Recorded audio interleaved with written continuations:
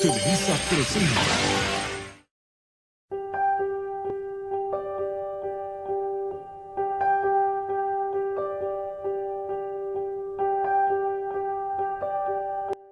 Buenos días, mi nombre es Isabela Romero y el día de hoy junto a mis compañeros Juan Manuel Castillo y Alexandra Villada les hablaremos sobre la problemática actual de los derechos humanos en Colombia, partiendo de la lectura de Jaramillo en la cual expresa que uno de los propósitos fundamentales de la Constitución de 1991 fue el de asegurar una paz duradera en el país. Evidentemente ese objetivo no se ha alcanzado. Incluso se puede afirmar que luego de 1991 ha habido periodos de grave agudización del conflicto armado interno, con graves violaciones de los derechos humanos e infracciones al derecho internacional humanitario.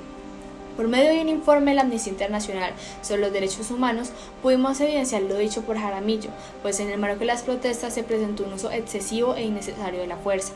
El decreto 575, que disponía el despliegue de las Fuerzas Armadas en las operaciones de orden público en 8 departamentos, fue promulgado el 28 de mayo y suspendido temporalmente en julio por el Consejo de Estado.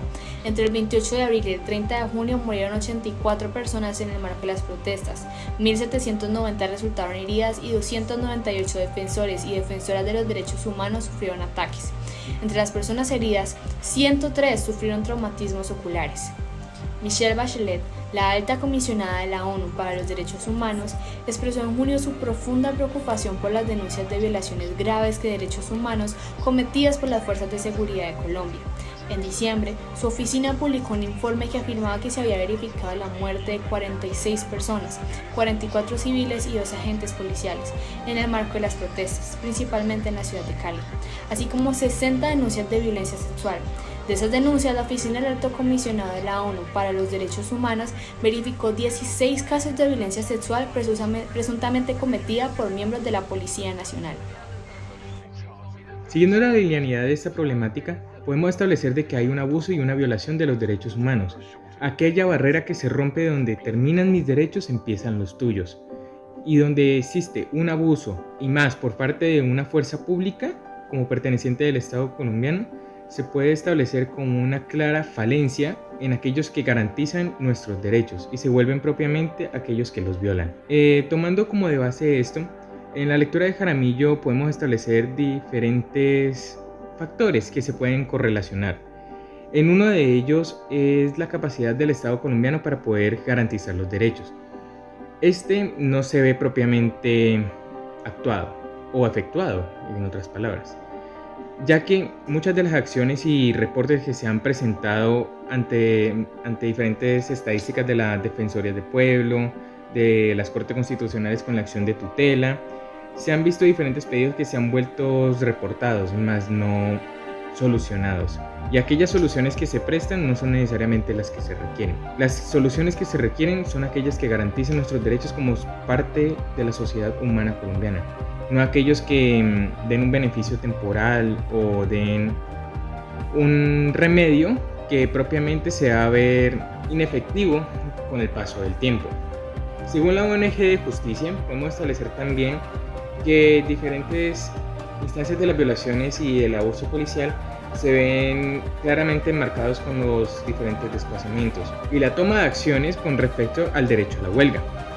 La máxima capacidad de estas instituciones para poder tratar de controlar esto se ha visto envuelta en una debilidad constante, donde las promesas de la Constitución del 91 como la revolución de los derechos no están siendo cumplidas. Y esto es un mismo tema que se vuelve cíclico. Violan nuestros derechos, tratamos de garantizarlos y de recurrir a instituciones del Estado que traten de protegernos en esta cuestión y resultamos más afectados que con una solución.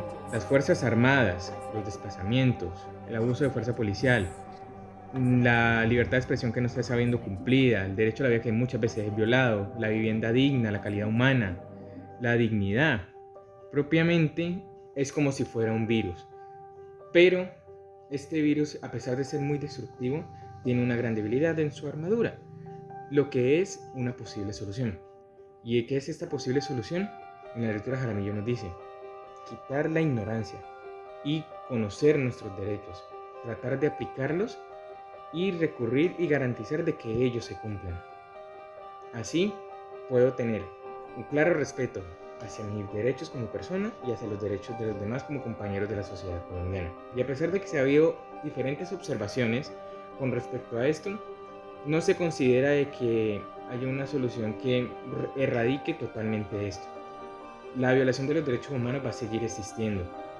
Y si esto va a seguir existiendo, nunca vamos a progresar como seres humanos. Por ello, se puede manifestar un claro descontento con muchas veces las problemáticas que suceden en la sociedad colombiana.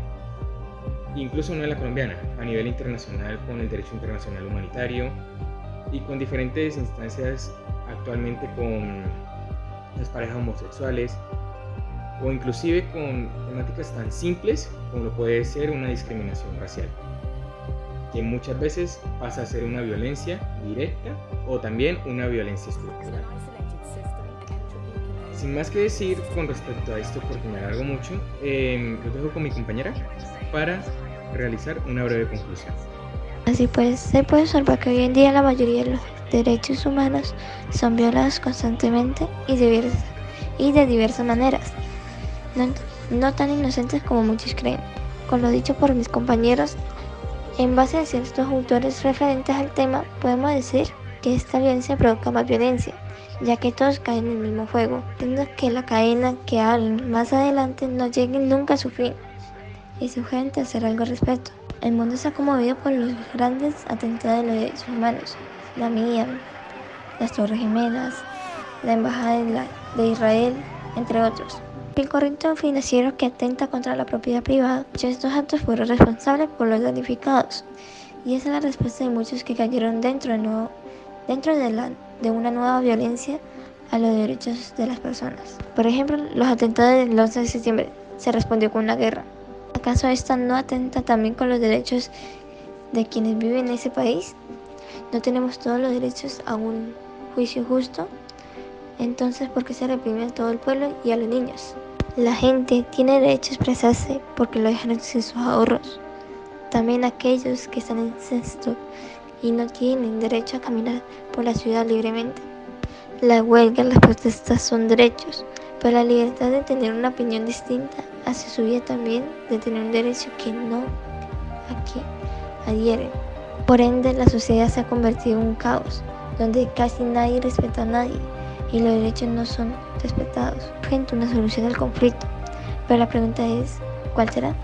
Y si llegará a ser efectiva.